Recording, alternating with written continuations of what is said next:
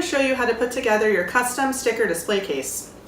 Start by taking the side panel, and we're going to put the bottoms in. The little notch goes towards the front.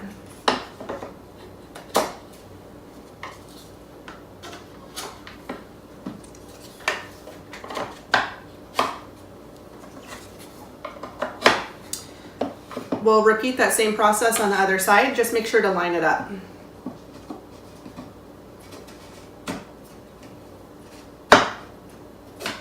And once they're all lined up, you can just tap, tap, tap to lock it in place. Perfect. Now we'll be putting on the back panels. Again, just make sure to line it up.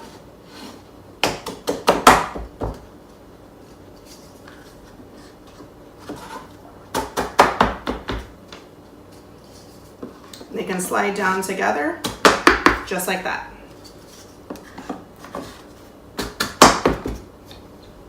The nameplate is the last step.